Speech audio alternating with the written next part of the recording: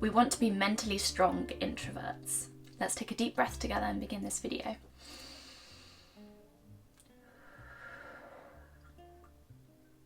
I've got a nice green tea. If you want to get hydrated with me, get a drink now. Do you know what? I've just had a look and this is flickering, isn't it? So let's turn that off.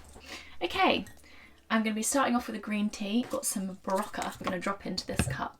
I feel like it's going to be quite aesthetically pleasing. I don't know if you've noticed, for those of you that have been watching all my other videos, but I've changed location because I'm back at my family home for a couple of days because it's my mum's birthday. It was her birthday, sorry. It was so nice. We went yesterday for a spa trip at Calcutta Manor, which was so pretty. I don't know if you're like me or not, but for a long time I didn't class myself as an introvert, just because I think I was the joker of the group when I was younger. I actually think I was quite loud, but that was kind of my way of making friends. I don't think that felt natural or good to me. It's just how I adjusted myself in order to fit into the tribe, to the group, to the galdems. I've never said that word before and I sound like such a freak. Basically, now I class myself as an introvert.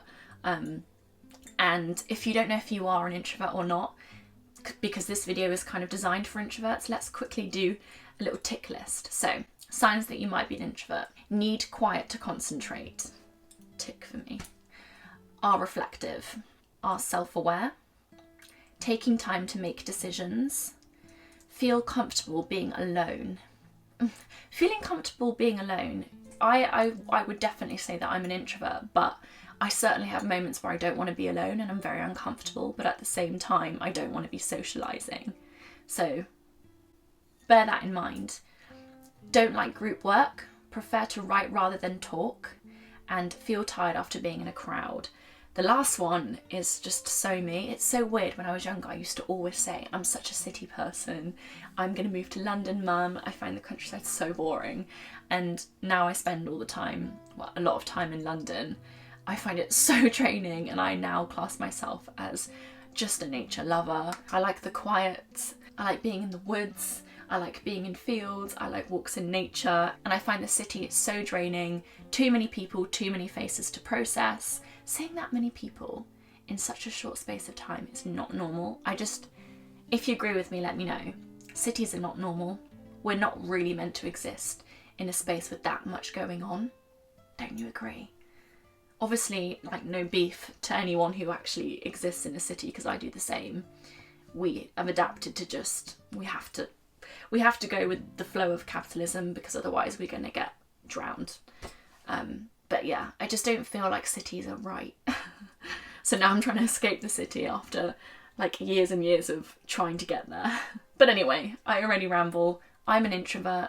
You might be an introvert. Welcome to this video. Welcome to this safe space. If you know you're an introvert, that's so good, because it means you can fully understand yourself and what you need in order to thrive. You can adjust your habits and your mindset. And that's what this video is going to be all about.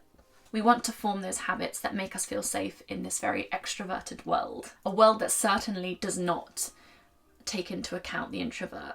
So if you don't really understand what I mean by when I say that this world is a very extroverted world, take schools for example. If you were someone who put your hand up a lot, who always spoke out, who had the confidence to kind of speak over everyone in the group and be the team leader, then you were kind of the star student. And I feel like that really suits extroverts, not introverts. In this capitalist world, people are often complimented for being cutthroat, for being straight talking, for putting themselves first, for being chatty with all kinds of people, for having the gift of the gaffe, for always being out and always socialising and being super busy. These are all things that extroverts are pros at. It's crazy that as early as primary school, we basically learn to feel ashamed for our introverted nature. I'm here to tell you that there's nothing wrong with being an introvert. I actually think it's really beautiful. And I think there are things that us introverts are naturally gifted at and naturally kind of better at. So that could be building deep, trusting relationships, spending quality time alone, being self-reflective, being independent, being compassionate, being really creative. I do think that my creativity massively benefits from me being introverted, because it means that I thrive when I'm focusing on my purpose in my alone time. It means that I am very self-reflective, so I get to speak about that in these videos with a real knowledge of how I feel and what's gone on for me. So I don't think I would be the creator that I am without my introverted nature. So it's something to be proud of. You can be successful in my eyes even if you're introverted, especially if you're introverted. I just think we need to take care of our needs to make sure that we're mentally strong, and the world kind of nurtures extroverts, not introverts. It applauds, it celebrates extroverts. So I think us introverts have to look after ourselves and look out for one another, and that's what this YouTube community is here for. My channel is here to look out for emotional, sensitive, introverted people like yourselves. Give yourself a hug now with me. Tell yourself, I'm worthy, I'm a beautiful introvert, and I'm proud. My friend Alessia is an introvert too. She gets it. I'm not alone.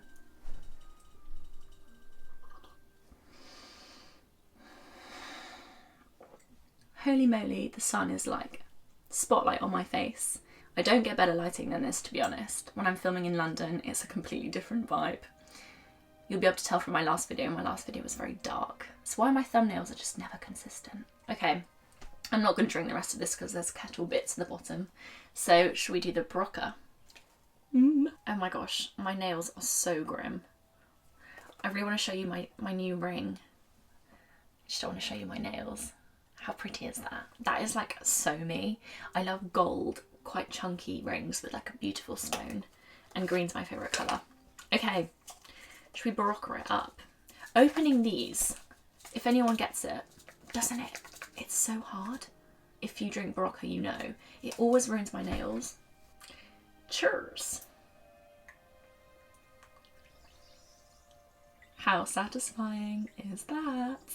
I'm so embarrassed about my nails. I really don't want you to see them. They are really bad. I'm going to paint them after this video and then go for a walk because I've been at it all day. But I just love filming. I love filming so much. I feel so good right now. I just want to film forever, but I know my phone's going to die.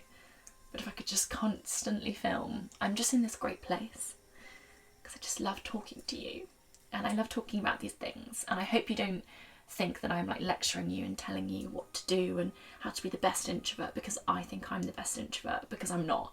Like, I've only really recently looked into this and I've only really stepped into these habits and started utilising these mindset tips very recently. Let's do the thumbnail.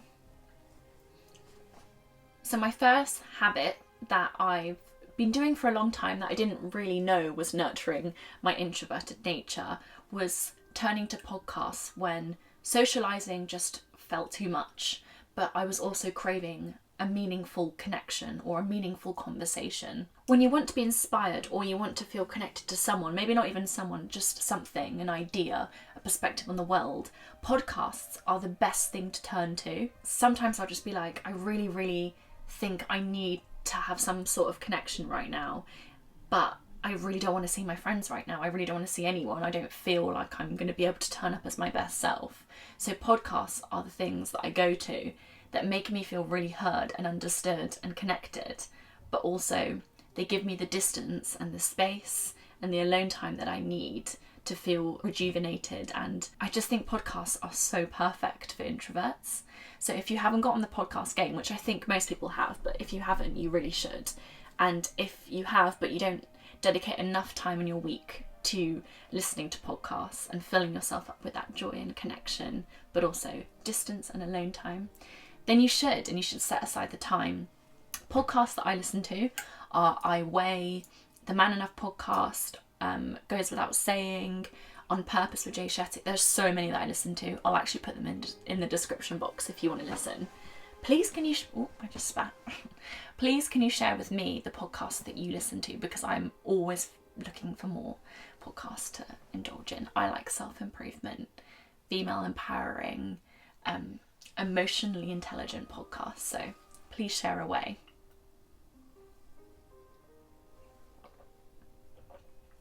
I'm trying not to frown.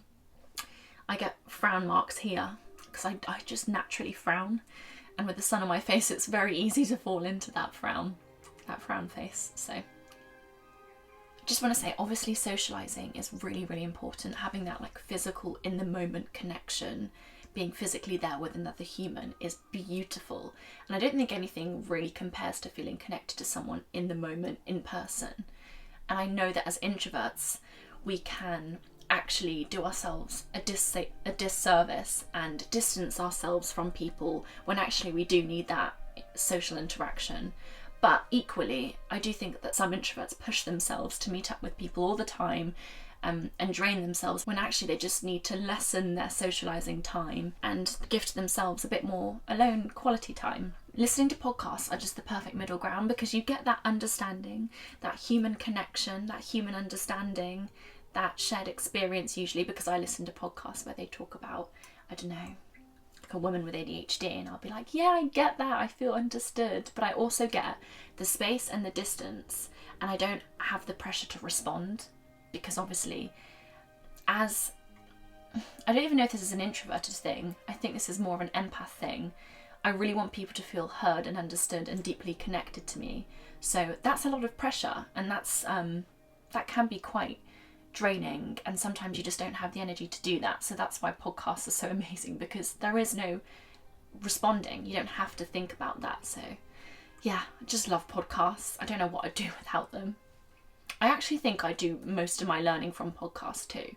That's most of my ideas and my thoughts, my quite profound ideas and thoughts, I think materialise off the back of listening to a podcast that has enlightened me. But yeah, please pause the video now and comment down below and tell me some podcasts to listen to, because I've been saying to my friends, can you share with me your podcast? But we keep forgetting to send each other our suggestions, and I just need some more. I was looking the other day on the train. Actually, no, I was on the bus. Doesn't matter anyway. But I was on the bus and I spent like probably an hour and a half changing podcasts. Do you do that as well? Really annoying, because I like to get into it. Sometimes you have to give it a moment, but I do think TikTok generation, you just click off it so quickly and you're like, well, on to the next. There might be a better one. Do you know what? Barocca just doesn't look natural. It doesn't look right to be putting this in my body. Should I be drinking it? I don't have them every day, to be honest. Okay, so the next tip, there are two parts to it. Part one, you need to figure out, we don't need to, I'm not telling you what you need to do, but if you want to feel really good every day, if you want to enjoy your life, I do think knowing your limits, knowing your socialising hours is a really good thing. This might sound really formulaic, but I do think it's really useful to know what times work best for you. Are you someone that thrives off seeing someone every day of the week for a short period of time? Or are you someone that thrives from seeing one person once a week? Are you someone that thrives from seeing someone on the Monday and then having alone time on Tuesday and then seeing someone on the Wednesday and just having that day in between to yourself? I think everyone's different. I don't think because we're all introverts we all need the exact same amount of time with people. I think we're all so different.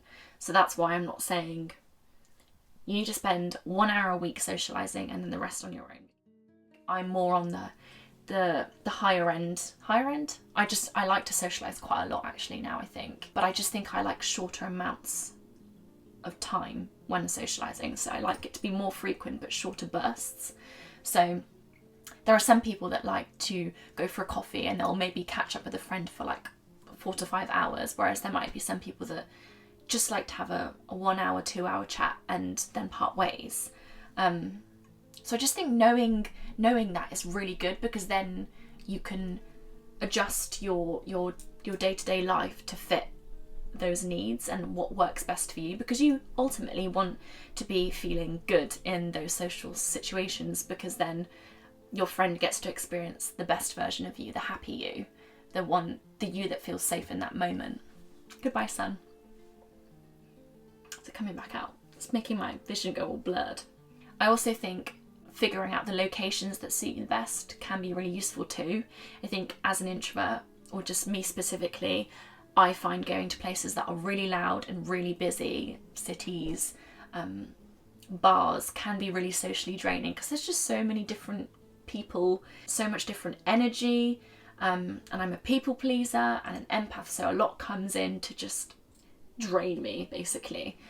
So I know that a quiet coffee shop or going to a friend's house or them coming to my house just works better for me. So I think once you've got all that figured out, then you've got the perfect recipe to make a delicious cake, and you need to follow that recipe. Obviously, life happens. Sometimes you need to do things that you don't want to do, but as much as you can, follow the recipe. Meet in that coffee shop if it makes you feel safe. Meet for 2 hours if you find anything more than that just too much, too draining, and you no longer are in the conversation. If you dive into stress and anxiety after 2 hours, just say to them, let's go for a nice coffee, babe. I can't wait to see you. I'm going to pop home after though and just have some me time, because I find really long meetups sometimes a bit much, but that's the same with all my friends, so it's not personal to you. I don't know. I'm constructing this message. You know how your friends work, so you tailor a message that will make them feel heard and understood and appreciated at the same time as clued up on what works for you in the friendship. Oh, can we just take a moment together to be thankful for existing in this world, for YouTube, for connecting us together. Thank you, thank you, thank you. I'm already really excited to edit this video. You know, I don't know, actually, you might not be a YouTuber, so you probably don't know, but I was going to say, you know, when you film and it just goes really well. That's what I'm having right now, and I'm really excited to edit.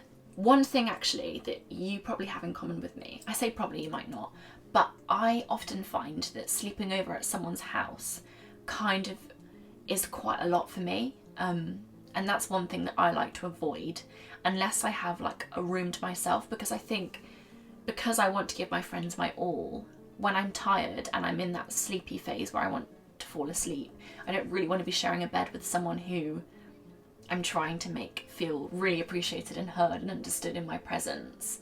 I guess that's something I need to work on, actually, on just embracing, just kind of existing and being quite casual with friends, but I always want to give them my all. So yeah, I like to wake up and fall asleep on my own, because then I just have so much space to just be me, to just be chilled and quiet. And so yeah, usually I will avoid sleepovers, but there are moments where if you catch me at the right time with the right people, I will enjoy a sleepover. I've actually had that recently and it was so nice. But I did have kind of the bed to myself. I think that's a really big thing for me, actually. If you can relate, comment down below now. Pause the video, let me know. Okay, I did say, I don't know if you remembered because that was a long time ago, that this was a 2-part tip. So the part 2 of that tip is, now you've figured it all out, now you know what works for you, what timings, it's time to set the boundaries. Plan your day around these boundaries. Make sure that your mental health is prioritized, not kind of your friends feeling loved by you. Because then I think you'll be like, oh, I'll meet up with them even though I'm a bit drained and I don't want to, because I want them to feel loved by me. They're not going to feel loved by you if you turn up and you don't want to be there. They're going to feel loved by you if you prioritize your mental health, and then you meet up with them when you feel really good and you're so involved in the conversation, you're so present and happy. That's what's going to make your friends feel good. So just remind yourself of that. When you need a moment to yourself and you feel bad because you cancel on a friend, or you say that you can't meet this week, just remember you're actually prioritizing the friendship at the same time as prioritizing yourself. I know also sometimes you worry that you'll get left behind. I sometimes have that, which makes me a bit uncomfortable to admit, actually, that I will sometimes be like, oh, you know, if I don't sleep over, or if I don't do this or I don't do that, then maybe I will miss out on a conversation that makes everyone feel really connected, and I'll miss out on that extra deep connection. I just have to remind myself that me setting my boundaries is only enabling me to be my best self, to be my most healed self, to be the bestest friend. Me prioritizing myself and my introverted needs is only keeping my mind healthy, and as a consequence my friendships and my relationships healthy. Quickly, setting boundaries. I feel like this is quite a common thing to say now in the self-help domain. People like on podcasts will often be like, set boundaries, and I think it sounds quite daunting. Even I get that sometimes when I'm listening to a podcast, and I'll be like, what do they mean set boundaries? Like, I don't want to be rude or abrupt. I want my friends to feel like I want to spend time with them no matter what. I'm a bit of a people pleaser. Setting boundaries is scary. I'm not argumentative. I'm not this, I'm not that. But let's decomplicate it. Setting boundaries doesn't need to be nasty or rude or negative. You can be delicate and sweet and sensitive, and you can have distance. You can do it by text. I do think you can. I don't think there's any shame in that. You could message your friend that's invited you over for the whole day and for a sleepover and just say, really want to see you, babe, I cannot wait. But I'm actually going to pop home and stay the night at mine just because I need that time to recharge, and I want you to experience me in my best light, or I want you to have the best of me. I hope you understand. I think any good friend would be like, of course. Boundaries don't have to be really extreme. They don't have to be like, I don't want to see you every week. I can't do that. They can be kind and you can be sweet with them. Yeah, I think so. I'm still learning a lot though with boundaries. I'm still learning how to assert them and what they look like for me. So I'm not the expert on it. I think I still avoid saying my boundaries sometimes, but I'm getting better. And it's a slow, gradual thing. You can only improve slow and gradually. You're not going to just wake up one day and be your perfect healed self. I don't think you're ever going to have that actually, because you're a human. You're flawed, it's fine. Just as long as every day you're dedicated to learning and changing a little bit, or maybe not changing, but just, yeah, learning and growing and caring for yourself and others. Take it day by day, babe. I cannot wait to go for a walk. It's such a beautiful day. It's going to be so nice.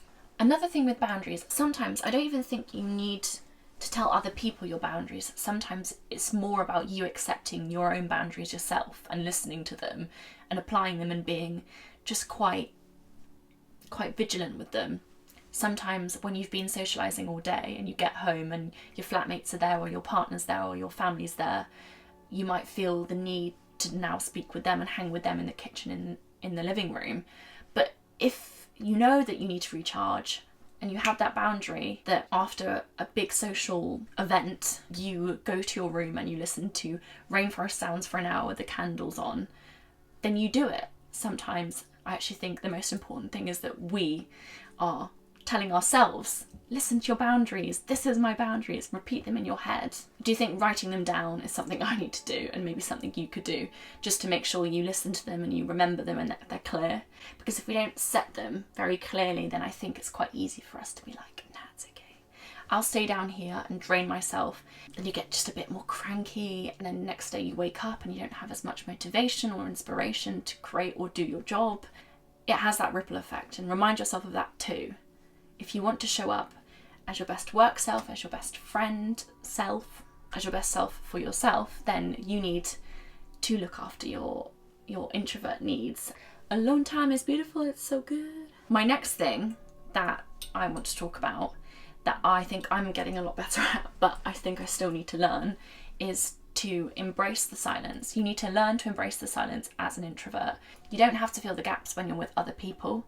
I know sometimes, or a lot of the time, we equate silence to awkwardness, but that doesn't have to be the case. Silence can be beautiful, healing. It's necessary. Silence is necessary. Tell yourself that whenever there's a moment where no one's got anything to say and you feel like you should probably say something because you don't want it to be awkward, just say, silence is necessary. Repeat that sentence. I think that could be quite a good affirmation. We sometimes have our most profound, most interesting thoughts in those silent moments. We need the silence in order to have, in order to foster these really interesting conversations and thoughts and be authentic. If you're forcing it, it's not authentic. If you're forcing the conversation, it's not going to be enjoyable for you. And if you're with someone who's highly intuitive and empathetic, they'll get that and they'll feel uncomfortable. So I just think embracing the silence is an important thing as an introvert, specifically because we need time to process our emotions and what's going on, and socializing can be a lot for us. So embracing the silence can make socializing that a little bit more comfortable. The things that I do to help that, because I still think sometimes, oh my gosh, this is so uncomfortable, it's silent, I could say something. So I'll just take a deep breath I won't do it really visibly, obviously. I'll just be breathing slowly and deeply, and I'll remind myself that silence is needed, it's beautiful, it's necessary. It doesn't, just because you've got silent moments with friends doesn't mean that the friendship is lacking. I actually think it means the opposite. It means that you're really comfortable and you feel really safe with someone, and that you're both being quite authentic with one another, because in life you have to take pauses. Life is all about the pauses. I think the most magical things happen in the pauses, in here, and then you can bring them into the world when you're communicating with other humans. But you need the pauses and the moments internally in order to have these magical moments with other people externally. So yeah, don't view silence as this negative thing. It will actually enhance the conversation. It doesn't have to make things awkward. It can actually aid a meaningful conversation. My last thing, for my wonderful introverted friends, I really hope we all stay in touch off the back of this video, because I need more introverts in my life. I'm always welcoming them in. I've got some lovely introverted friends, and we all get each other, and I just think without fellow introverts in my life, I think I wouldn't feel as proud, and I wouldn't be able to talk on these YouTube videos like I do about being an introvert and being so proud, because we do live in a world where the confident person kind of often wins. So I just think looking out for each other is really great. So you are my introverted friend. My last thing for you wonderful introverted people is finding a purpose. I think everyone benefits from having a purpose. I honestly think it's the one thing that keeps me happy and stable, having a purpose that genuinely speaks to what I deeply care about, what my soul kind of wants me to do, and that is to kind of talk about my emotions and make people feel safe and make people feel heard in terms of their mental health struggles. That's why I'm here, and looking into that and researching that and creating videos and sharing them with you wonderful, wonderful people is really, really important for me, and it keeps me afloat. And I do think as an introvert, when I have those moments where I need to be on my own and I can't see my friends because I just need to recharge alone, going to my purpose and creating these YouTube videos is perfect, because actually alone time without that is uncomfortable, and I used to really struggle with that. And I think it's interesting that as an introvert you are then pinned with enjoying alone time, but it doesn't always feel comfortable, but you kind of need it to recharge at the same time. So I think having a purpose enables you to have alone time but also feel really good in that alone time.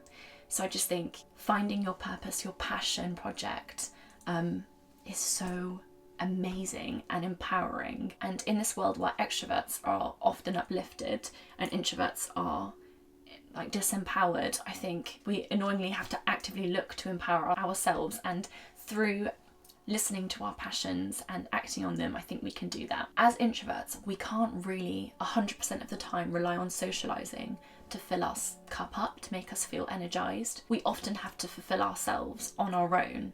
So having that purpose is really vital, because it means that we jump to spend time alone and we enjoy it, and we have, a purpose within that alone time. For those of you that know me well, you know that my passion is this YouTube channel, but that doesn't, you don't have to start a YouTube channel. There's so many things that you could get passionate about, and I just think experimenting is the best thing, and also kind of ignoring what the haters say, ignoring what judgments people might have, is the best mentality to have, and working through that if that's something that's a real barrier for you is really important, because it's going to hinder you actually listening to your passions and acting on them.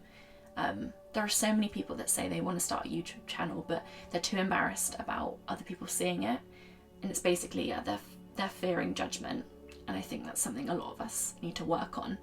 But that's for another video, to be honest. I'm really keen to go on my walk now, so I'm going to love you and leave you. Please subscribe, like, share and comment, and share this video on like your Instagram stories. I've never suggested to do that, but I would really like that. If you want access to my healing tools, the things that make me feel safe in the world, the things that I do to alleviate anxiety, the things that I do to make myself feel worthy and beautiful in this world, go to the playlist on my YouTube channel called Healing Toolkit. All the videos there are for you. Use them as you wish. Also, if you love this channel, the safe space, you can support it. You can head over to my Patreon and you can subscribe, get a membership, I don't even know what you call it.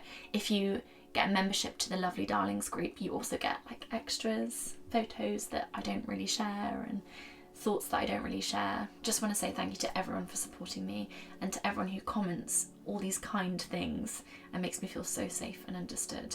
You mean the world to me. You are the best, and we just have the best community of friends on this channel, and I just want it to last forever. In next week's video, I'm going to be talking about overcoming the pressure to be happy all the time. If that interests you, hit the little bell notification to get notified when I post.